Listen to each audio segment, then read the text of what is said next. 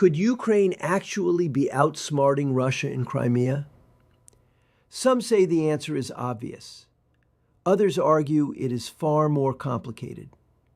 On the surface, Ukraine looks outmatched in size, weapons, and manpower.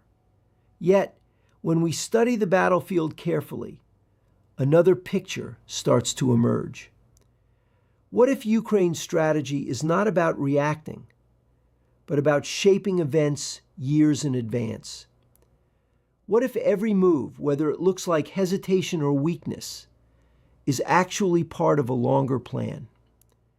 Many analysts suggest that Kyiv has guided the conflict step by step, while Moscow keeps walking into costly traps. Others dismiss this as overanalysis, claiming Ukraine is simply making the best of limited resources. So the question is, are we watching a small nation slowly bend a larger one into mistakes? Or are we projecting strategy where none exists? Two principles from the ancient art of war stand out when looking at Crimea. The first, never interrupt your enemy while he is making a mistake. The second, always leave your opponent a golden bridge to retreat across.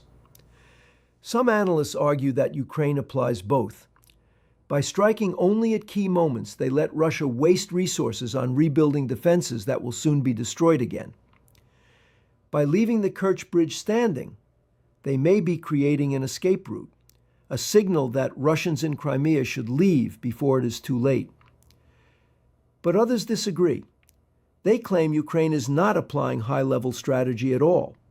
Instead, they say, Ukraine lacks the power to finish the job. The bridge is still there not because Kyiv wants it intact, but because they cannot bring it down completely. The question is, are these moves signs of strategic brilliance or limitations disguised as patience? Crimea is more than just a peninsula. It is a symbol. For Ukrainians, it represents stolen land and national pride.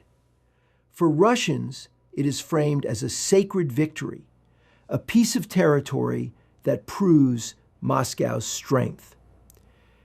Back in 2014, Russia did not simply annex Crimea. They also moved in large numbers of ethnic Russians.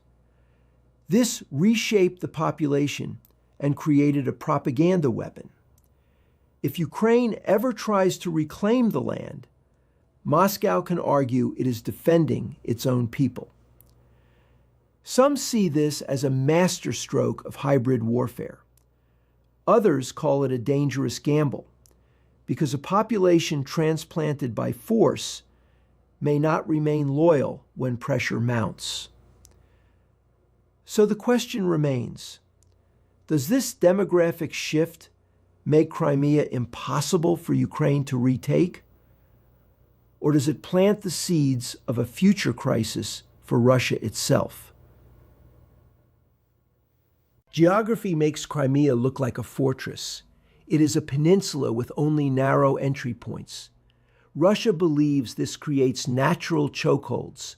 Mines, artillery, and fortified defenses can make any Ukrainian assault nearly impossible. But the same geography also makes Crimea fragile. With supply lines running across a single bridge and a thin land corridor, the peninsula can be starved of resources over time. Siege conditions could turn this stronghold into a trap. Some military experts argue that defending Crimea is sustainable because Russia can always resupply through occupied territories. Others insist that every extra mile of supply weakens Moscow's overall front. So the real question is Crimea Russia's shield or its Achilles heel? Many in the West assume Ukraine wants this war to end as fast as possible. But the evidence suggests something different.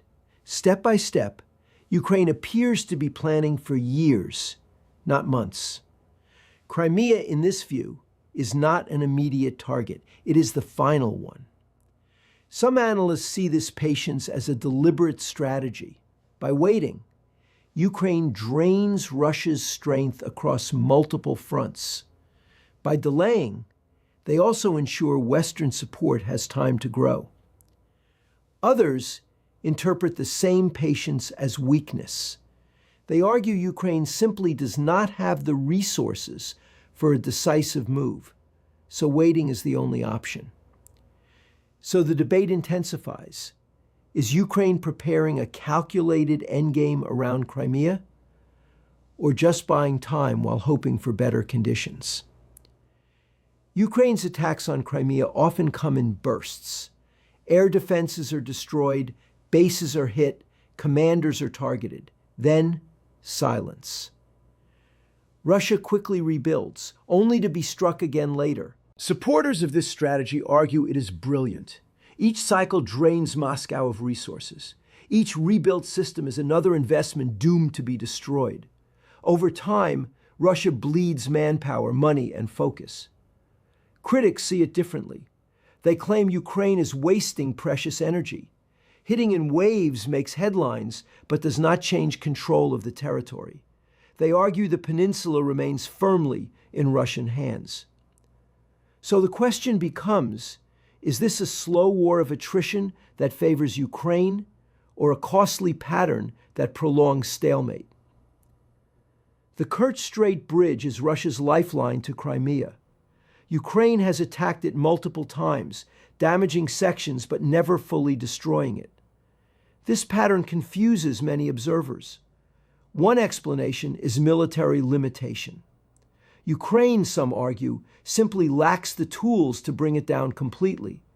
Each strike is an attempt that falls short. But another view sees something else.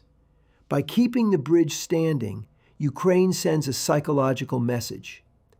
If Russians in Crimea believe the bridge could collapse at any moment, they may choose to leave before being cut off. Fear itself becomes a weapon. So the question is the Kerch Bridge still standing because Ukraine cannot destroy it, or because Ukraine finds it more useful alive than dead? If Ukraine retakes Crimea by force, Moscow will unleash a storm of propaganda. Russia can frame it as an attack on civilians, especially the settlers they moved there since 2014. This narrative could be broadcast across the West, aiming to erode support for Kyiv. Some analysts believe Ukraine understands this risk. By waiting, by applying pressure slowly, they hope more of those settlers will leave on their own. A smaller civilian presence would reduce Moscow's ability to claim a humanitarian disaster. Others argue delay only helps Russia. Every year that passes gives Moscow more time to fortify defenses, to dig in, and to prepare narratives for the global stage. So the question stands, does postponing the fight weaken Russian propaganda, or does it make Crimea even harder to reclaim? Some military theorists believe Ukraine is deliberately leaving Russia a way out of Crimea, the so-called Golden Bridge. If Russian civilians and even soldiers feel there is still an escape route, they may retreat instead of fighting to the last man. Supporters of this view say it is psychological warfare at its finest. Fear of being trapped can push populations to leave faster than bullets or bombs.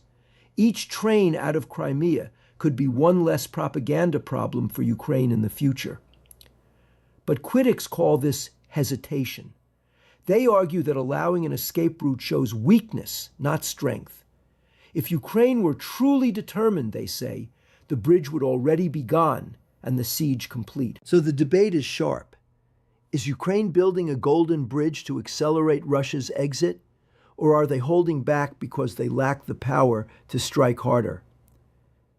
Crimea remains the great question mark of this war. It could collapse into Ukraine's hands tomorrow or remain under Russian control for years.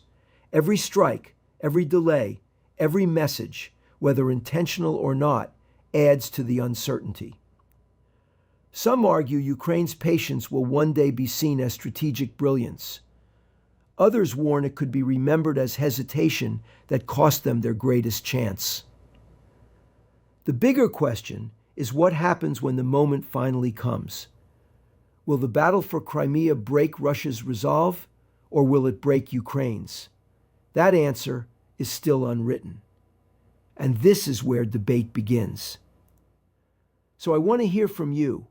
What do you think Ukraine's true endgame in Crimea really is?